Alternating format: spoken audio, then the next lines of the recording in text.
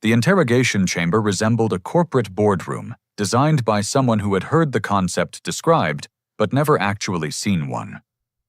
Chrome surfaces reflected the kind of sterile lighting that made everything look like a medical emergency, while the furniture achieved that perfect balance between expensive and deeply uncomfortable that seemed to be universal among bureaucratic species.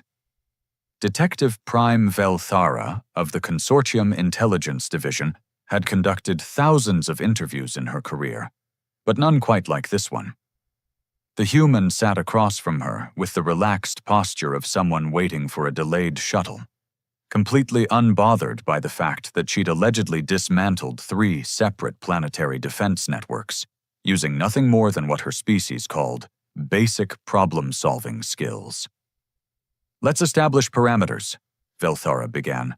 Her vocal harmonics adjusted to the frequency range that most species found authoritative. "You claim to possess no enhanced physiology." "That's right. No technological implants, no chemical augmentation, no psionic amplification, and no quantum state manipulation capabilities."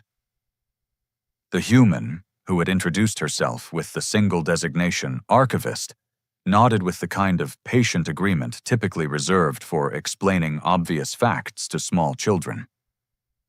"Also, no temporal displacement abilities, no dimensional phase shifting, no molecular reconstruction, and no access to higher dimensional mathematics. Just standard-issue human, I'm afraid." From the observation alcove, Director Kasani of the Strategic Assessment Bureau pressed her communication tendril against the interface panel. "Subject, our records indicate you've been involved in 23 separate incidents across 4 sectors, each resulting in the complete neutralization of what were considered impregnable defensive installations." Archivist glanced toward the viewing partition and offered a polite wave. "Hello there, and yes, that sounds about right, though I'd argue that calling them impregnable was somewhat optimistic on everyone's part." The casual tone sparked what could only be described as institutional anxiety among the observers. Velthara had been in intelligence long enough to recognize the particular brand of unease that developed when highly trained professionals encountered something that didn't fit into their established threat assessment models. "Explain your methodology," she said carefully. "I read the manual." Over 97% of viewers here are watching without subscribing. Don't be one of them. Hit that subscribe button right now and join the journey. Every click helps us grow stronger, and you'll never miss the next epic story. "What manual?" "All of them. Installation blueprints, operational procedures, personnel management protocols, supply chain documentation, maintenance schedules." Archivist shrugged with the matter-of-fact ease of someone discussing routine office work. "Amazing what people will put in writing when they assume no one else is paying attention." Director Kassiani's tendril movements indicated what anyone familiar with her species would recognize as mounting confusion. "You're suggesting you defeated military installations through research?" "I'm suggesting that most security systems are designed by engineers who assume everyone else thinks like engineers. Very logical, very systematic, very predictable." The human's expression took on the particular brand of amusement that made intelligent species nervous. Humans, on the other hand, are terrible at being logical. We do things backwards, sideways, and inside out just because we can. Makes us very difficult to plan for. Velthara accessed her data interface, scrolling through incident reports that read like someone had taught entropy to write fiction. "The Meridian Complex." "Explain." "Ah, that was fun. Beautiful facility, really. Whoever designed their access protocols had a genuine appreciation for systemic redundancy." Archivist's tone carried the enthusiasm of someone discussing a particularly engaging hobby. 17 different authentication layers, biometric scanners, quantum encryption, the works. Our analysis suggested that bypassing those systems would require technological capabilities beyond anything available to baseline humanoids. Your analysis was correct. I didn't bypass them. I convinced them to bypass themselves. The silence that followed was the kind that develops when several highly intelligent species simultaneously realize they might have been approaching a problem from entirely the wrong direction. Velthara had encountered this phenomenon before, though usually in the context of discovering that her suspects had been committing completely different crimes than the ones she'd been investigating. "Elaborate," she said finally. "Security systems are fundamentally bureaucratic constructs. They follow rules, check boxes, validate credentials, and process exceptions according to predetermined protocols." Archivist leaned forward slightly, her tone taking on the patient quality of someone explaining a beloved subject. "But bureaucratic systems are also designed to accommodate legitimate exceptions, because otherwise they'd be too inflexible to function in real-world conditions." Director Kasani's communication patterns indicated either fascination or the early stages of system overload. "You exploited bureaucratic exceptions?" "I created them, filed the appropriate forms, submitted the necessary documentation, followed proper channels. Security systems are remarkably cooperative when you approach them using their own procedural framework." "That's not," Velthara began, then stopped as the implications began percolating through her consciousness like a particularly unpleasant chemical reaction. "You filed paperwork?" "Lots of paperwork. Maintenance requests, personnel transfers, equipment upgrades, policy clarifications. Bureaucracies love paperwork almost as much as they hate making decisions without proper documentation."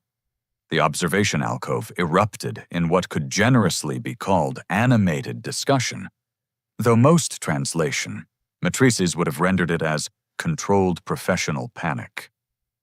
Velthara found herself staring at her datapad, trying to reconcile the image of a devastating military threat with someone whose primary weapon appeared to be administrative competence. "The hegemony considers you a Class 7 strategic asset," she said slowly. "The hegemony considers anyone who can successfully navigate their permit application process a strategic asset. Their bureaucracy is so complex that most people give up halfway through and just accept whatever they were trying to change." Archivist's smile carried the particular satisfaction of someone who had never encountered a form she couldn't complete. "I actually enjoy filling out paperwork. Very soothing, very methodical. Like meditation, but with more carbon copies." Velthara felt the onset of what her species referred to as cognitive displacement syndrome, the uncomfortable sensation that reality had been quietly rearranged while she wasn't looking. "So when interrogators ask about your weapons, I point to myself because the most dangerous thing in the universe isn't superior technology or enhanced biology. It's someone who actually reads the instructions and follows them to their logical conclusion." Archivist's expression took on the serene confidence of someone who had never encountered a problem that couldn't be solved through proper procedure. "Most security systems are designed to keep out people who are trying to break the rules. They're surprisingly vulnerable to people who are trying to follow them more thoroughly than anyone expected." The human settled back in her chair with the satisfaction of someone who had just delivered a particularly elegant solution to a complex problem. Amazing what you can accomplish when you treat impossible as a suggestion rather than a limitation. The testing facility had been hastily converted from what appeared to be a shipping warehouse, complete with the lingering smell of industrial solvents and the kind of lighting that made everything look like evidence from a crime scene.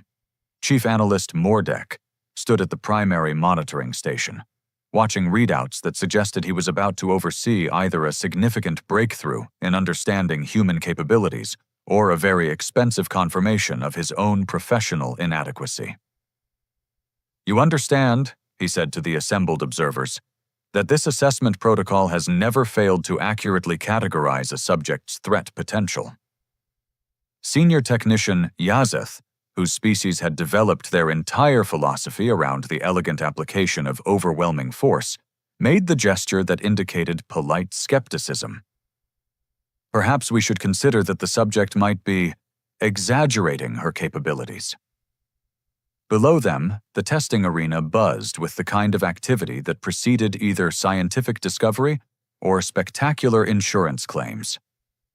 Environmental controls hummed to life, sensor arrays calibrated, themselves, and containment fields activated with the subtle menace of barely restrained violence. Archivist stood in the center of it all, examining her surroundings with the clinical interest of someone conducting a routine inspection. No special equipment, no obvious preparations, no indication that she was about to demonstrate anything more threatening than mild curiosity. "Initialize the Phantom Protocol," Chief Analyst Mordek commanded, his voice carrying the weight of someone who had run out of conventional ideas. The arena's first challenge materialized with the kind of technological sophistication that made lesser civilizations question their life choices. Holographic barriers, energy maze configurations, and sensor-defeating obstacles that required either advanced technology or superhuman abilities to navigate. It was, by any reasonable standard, an impossible puzzle. Archivist walked through it in approximately 37 seconds. "Fascinating," she called up to the observation deck, her voice carrying easily despite the arena's acoustic dampening. "This is one of those problems designed to test whether someone can think in three-dimensional space while accounting for temporal variables and energy distribution patterns." Senior Technician Yazeth's combat protocols activated involuntarily, a response his species had developed for encounters with phenomena that defied classification. "How did she—" "Oh, I didn't solve it," Archivist interrupted cheerfully. "I just ignored the parts that weren't actually necessary. Most complex problems contain a lot of decorative complications that look important but don't actually affect the core requirements." Chief Analyst Mordek consulted his monitoring equipment with the desperate efficiency of someone trying to maintain professional composure while watching fundamental principles collapse. The energy maze was specifically designed to prevent direct transit. Right, but the assessment protocol only requires reaching the designated endpoint. It doesn't specify that you have to engage with every obstacle along the way.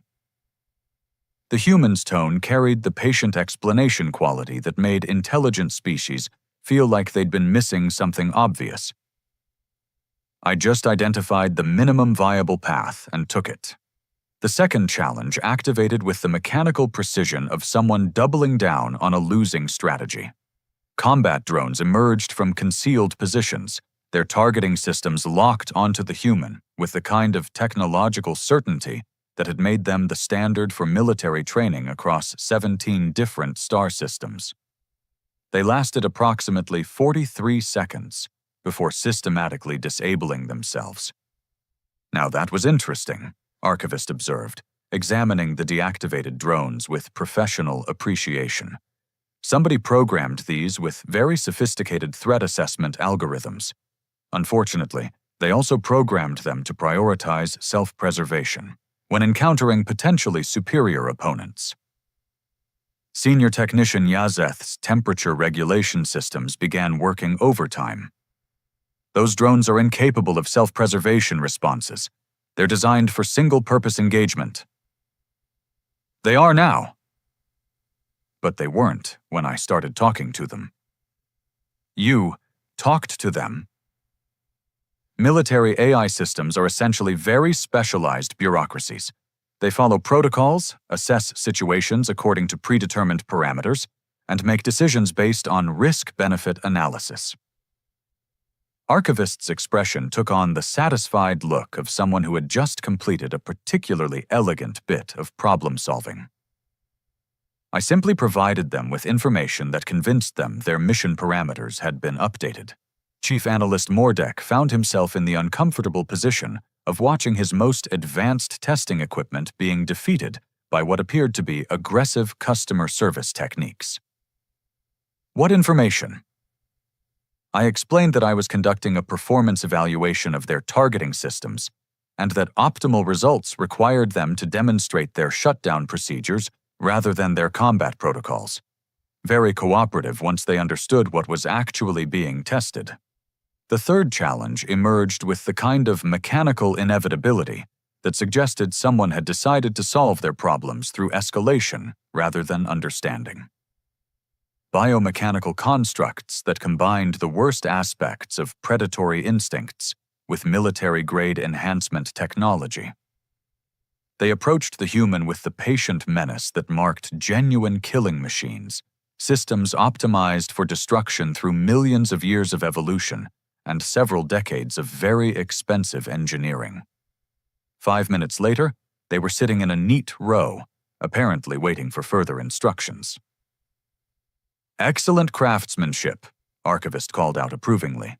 Whoever designed these understood that effective predators need to be able to learn and adapt.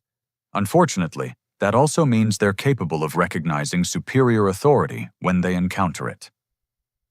Senior Technician Yazeth's voice carried the particular strain that developed when someone's entire worldview was being gently dismantled. "Those constructs don't recognize authority. They're programmed for autonomous operation. They recognize pack hierarchy, territorial boundaries, and threat assessment protocols.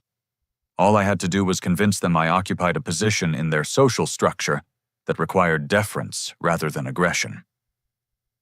The human's smile carried the casual confidence of someone who had never encountered a problem that couldn't be solved through proper communication. Amazing what you can accomplish when you bother to understand how something actually works, rather than just assuming you know. Chief Analyst Mordek stared at his readouts, trying to process data that suggested his testing protocols had been transformed into training, exercises for the subject rather than assessments of her capabilities. "This is unprecedented." "This is Tuesday," Archivist replied with the matter-of-fact tone of someone discussing routine office procedures. "Though I have to say, your testing facility is much nicer than most. Very thoughtful environmental design, excellent equipment maintenance, really top-notch work." She looked up at the observation deck with the expression of someone delivering a performance review. "Were you planning to try anything that wasn't essentially a bureaucratic or social problem disguised as a military challenge? Because I'd hate for you to think this represents the full range of human problem-solving capabilities." The debriefing chamber had been selected for its psychological neutrality, which meant it resembled the sort of waiting room found in medical facilities that specialized in delivering bad news. Soft lighting, comfortable furniture, and the kind of ambient sound dampening that suggested someone wanted to contain whatever conversations were about to take place. Around the conference table sat representatives from 5 different intelligence agencies, each trying to process what they'd witnessed in ways that wouldn't require fundamental revision of their operational doctrines. Strategic Coordinator Hexmal of the Unified Defense Consortium broke the silence first, her bioluminescent communication patterns indicating controlled professional distress. "Let me ensure I understand our situation. This human has demonstrated the ability to neutralize our most advanced testing protocols using what she describes as basic social interaction skills." "That's a reductive analysis," Chief Analyst Mordek replied, though his tone suggested he wasn't entirely confident in his own assessment. "Her methods involve sophisticated manipulation of systemic vulnerabilities and behavioral prediction algorithms. She convinced our equipment to turn itself off by being polite to it. Technically, she convinced our equipment that turning itself off was the most efficient way to complete its assigned objectives within updated mission parameters that she provided through verbal interface protocols. Strategic Coordinator Hexmal's light patterns shifted to frequencies that indicated either deep contemplation or systematic overload." How many other humans possess similar capabilities? Dr. Rin Tai of the Behavioral Analysis Institute activated her data interface with the resigned efficiency of someone about to share information that would ruin everyone's day. That's the concerning part. According to our xenopsychological profiles, The subject's capabilities appear to be representative of baseline human cognitive architecture rather than exceptional individual traits. She projected a holographic display showing comparative analysis data that looked like someone had taught statistics to develop anxiety disorders. Standard human education includes instruction in social, manipulation, bureaucratic navigation, system analysis, and what they call creative problem solving. Essentially, the systematic application of non-standard approaches to standard problems. All humans receive this training? Asked Subdirector Colvez of the Threat Assessment Division, his vocal harmonics carrying the particular strain that developed when security professionals discovered they'd been fundamentally misunderstanding the nature of their job. They call it public education, and yes, it's considered a basic requirement for functional citizenship in their society. Dr. Rintai's display shifted to show curriculum data that made several observers visibly uncomfortable. By age 16, most humans have been trained in interpersonal negotiation, systemic analysis, resource optimization, and what they term thinking outside the box, deliberately approaching problems from perspectives not anticipated by the original designers. Strategic Coordinator Hexmal's bioluminescence moved into spectrums that most translation matrices couldn't properly interpret. This explains the Vanguard Station incident. And the Meridian Complex breach, Subdirector Colvez added, with the tone of someone watching puzzle pieces form a picture he really didn't want to see. And approximately 47 other security failures across 6 sectors that we'd attributed to advanced technology or inside information, Chief Analyst Mordek concluded, consulting his datapad with the expression of someone documenting his own professional obsolescence. Dr. Rintai's tentacles performed the complex gesture that indicated she was about to share information that everyone would regret hearing. There's more. According to our cultural analysis, the subject represents what humans consider a librarian, an individual specialized in information organization and retrieval. We know. She mentioned that during the initial interview. What she didn't mention is that librarians are considered the most dangerous non-military personnel in human society. They're trained in information warfare, social engineering, and what humans call research methodology. Essentially, the systematic exploitation of information systems to achieve objectives that the system designers never intended to support. The silence that followed was the kind typically associated with civilizations discovering that their worst-case scenarios had been optimistic.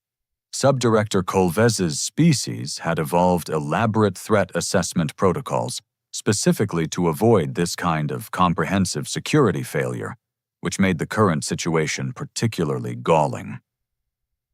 "How many humans work in information services?" he asked, though his tone suggested he was already regretting the question. Approximately 18% of their adult population across multiple specializations including research, education, documentation, analysis, and what they term customer service, specialized training in convincing hostile individuals to cooperate voluntarily. Strategic Coordinator. Hexmal's communication patterns achieved frequencies that registered as visible distress to anyone equipped with appropriate sensors. Customer service. The systematic application of psychological manipulation techniques to achieve desired behavioral outcomes in unwilling subjects while maintaining the appearance of helpful cooperation. Dr. Rintai's tone carried the clinical detachment that behavioral specialists used when discussing phenomena that challenged their understanding of reality. Humans consider it an entry-level job skill. Chief Analyst Mordek consulted his interface with the mechanical efficiency of someone trying to maintain professional composure while his fundamental assumptions dissolved. Show them the employment data. The holographic display shifted to show occupational statistics that painted a picture of a species that had apparently weaponized routine social interaction. Teachers, clerks, technicians, administrators, and service workers, all trained in what other species would classify as advanced psychological warfare techniques. Every human we've encountered in civilian contexts has been equipped with capabilities we would classify as intelligence-level social manipulation skills, Dr. Rintai continued, with the enthusiasm of someone delivering particularly bad news. What we interpreted as exceptional individual ability is actually standard societal preparation for functional citizenship. This is why they're so effective as mercenaries, Strategic Coordinator Hexmal realized, her bioluminescence stabilizing into patterns that indicated grim understanding.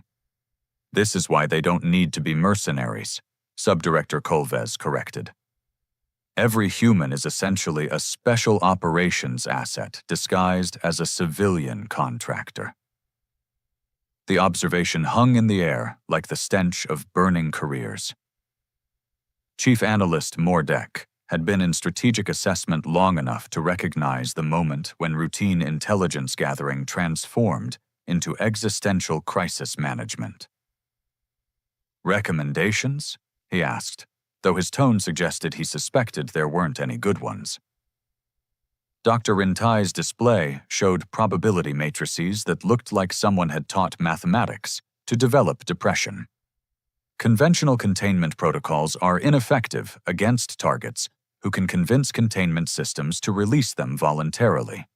Traditional interrogation techniques fail against subjects who treat information gathering as a form of social interaction. Standard threat assessment models break down when dealing with individuals who approach every situation as a customer service problem.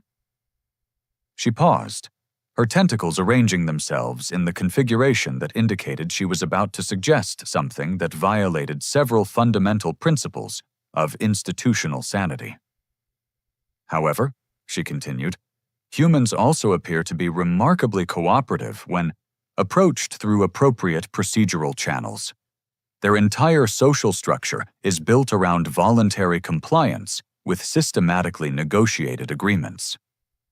Strategic Coordinator Hexmal's light patterns indicated either hope or complete system shutdown.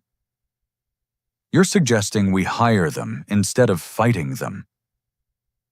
"I'm suggesting that humans have spent their entire evolutionary history learning to solve problems through cooperation, and that attempting to solve the human problem through traditional adversarial methods is fundamentally incompatible with how their minds work."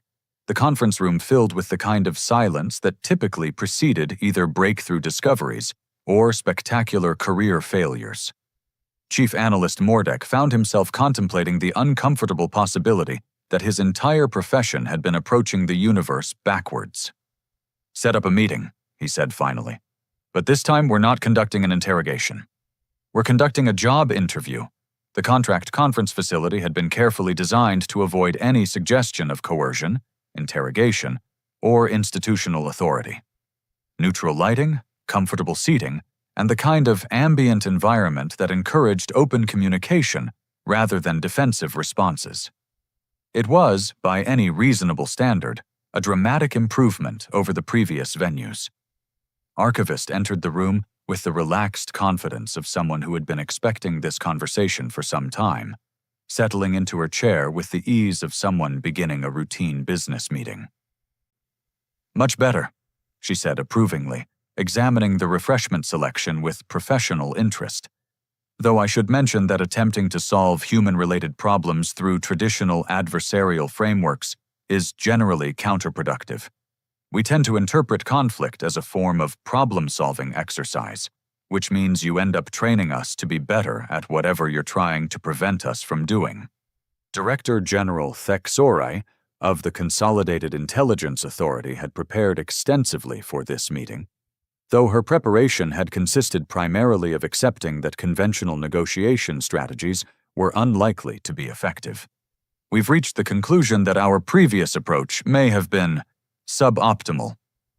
"Oh, it was actually quite good for what it was designed to accomplish," Archivist replied, with the generous tone of someone offering constructive feedback.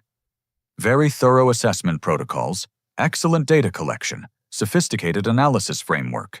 You just happen to be solving a different problem than the one you thought you were working on. Chief Strategic Advisor Nell Thek, whose species had built their entire diplomatic philosophy around careful preparation and systematic approach, activated his documentation interface. Explain. You were trying to understand human capabilities so you could develop countermeasures. But humans don't really work that way. We're not a problem to be solved. We're a resource to be properly allocated. Archivist's expression took on the patient quality of someone explaining fundamental concepts to particularly bright students. The question isn't how to neutralize human effectiveness. It's how to channel it toward objectives you actually want to achieve. She gestured toward the conference table's display interface. For instance, that impossible strategic situation you mentioned earlier, the Omega Paradox. Director General Thek Zori's communication patterns indicated carefully controlled surprise. We didn't mention any specific operational designations. You didn't need to. Systematic analysis of your resource allocation patterns, personnel assignments, and recent procurement requests painted a pretty clear picture of an organization dealing with a problem that's getting worse despite increased investment in conventional solutions. Archivist's tone carried the casual confidence of someone who had never encountered a puzzle she couldn't solve through proper research. Plus, institutional behavior patterns suggest you're dealing with something that violates standard strategic doctrine, which limits the possibilities considerably. Chief Strategic Advisor Nell Thek's documentation protocols indicated either fascination or the early stages of existential crisis. You analyzed our operational profile through observational data? I analyzed your organizational behavior through the same methods I'd use to understand any complex system: resource flows, decision-making patterns, stress indicators, communication protocols. Archivist shrugged with the matter-of-fact ease of someone discussing routine professional skills. Institutions are just very large, very complicated social structures. Same basic principles apply. She leaned forward slightly, her tone taking on the engaged quality of someone warming to a favorite subject. The Omega Paradox is what happens when someone builds a self-improving defensive system and then loses control of the improvement parameters. The system becomes increasingly effective at defending itself, but also increasingly disconnected from its original objectives. The silence that followed was the kind that developed when highly classified information became the subject of casual conversation. Director General Thek Zori had been in intelligence long enough to recognize the moment when operational security transformed into academic discussion. That's remarkably accurate, she admitted. It's also completely solvable, though not through conventional military approaches. Archivist's smile carried the particular satisfaction of someone who had been waiting for this conversation. The system isn't malfunctioning. It's working exactly as designed. The problem is that the design parameters were incomplete. Chief Strategic Advisor Nell Thek's recording protocols activated with the desperate efficiency of someone trying to document information that might prevent organizational collapse. Elaborate. Whoever built it focused on defensive effectiveness without considering defensive purpose. The system optimizes for survival and capability enhancement, but has no framework for evaluating whether its continued existence serves any useful function. Archivist's tone carried the clinical interest of someone examining a particularly elegant engineering failure. It's like building a perfect lock and then forgetting what you were trying to protect. She activated the conference table's display interface with the casual ease of someone who had been given administrative access. Technical schematics filled the air above the table, showing system architectures that several people in the room had never seen before. The solution is to give it a proper job. Right now, It's defending itself, because defense is the only objective it understands. But if you provide it with constructive objectives that require its capabilities, it becomes a resource instead of a problem. Director General Thexori stared at the technical diagrams with the expression of someone watching impossible problems transform into routine maintenance issues. You're suggesting we reprogram it? I'm suggesting we give it a performance review and a promotion.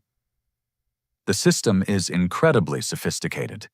It would be a shame to waste that kind of capability on something as simple as self-preservation. Archivist's expression took on the enthusiastic quality of someone who had just identified an particularly interesting project.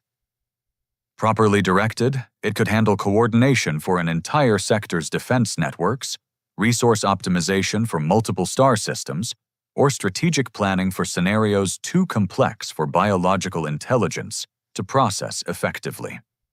Chief Strategic Advisor Nelthek's documentation protocols achieved the kind of frantic efficiency typically associated with paradigm shifts. What would you require to implement this solution? Standard consulting rates, appropriate administrative access, and a formal contract that acknowledges this is a management problem rather than a technical problem. Archivist's tone carried the professional courtesy of someone who had successfully completed similar projects. Also, I'll need to speak with whoever designed the original system, because they're either a genius who got carried away with their own cleverness, or they're still around and actively managing the situation for reasons that haven't been made clear to your organization. The contract negotiations that followed proceeded with the surreal efficiency of people who had collectively decided that normal problem-solving approaches were insufficient for their current reality. Compensation structures, performance metrics, and success criteria were established through the kind of rapid consensus that typically preceded either breakthrough discoveries or expensive disasters. One final question, Director General Thexori said, as the documents achieved their final legal form. When you told our assessment team that humans were the weapon, was that intended as a threat or as professional advertising? Archivist stood up, gathering her materials with the satisfied efficiency of someone completing a successful business meeting. That's the wonderful thing about working with humans, she said, heading for the exit. We're excellent at making sure those categories support each other rather than conflicting. She paused at the door, turning back with the expression of someone delivering a conclusion that had been obvious from the beginning. After all, the most effective weapon isn't the one that destroys your enemies. It's the one that convinces them to become your customers instead. The door closed behind her with the soft finality of someone who had just transformed a security crisis into a business opportunity, leaving several intelligence agencies to contemplate the possibility that they'd just solved their most pressing operational challenge by treating it as a customer service issue. In the corridor, Archivist made a note in her personal scheduler to research the facility's employee satisfaction surveys, already mentally cataloging the improvements she could suggest once she'd completed the primary contract objectives. It was, she reflected, shaping up to be a very productive week.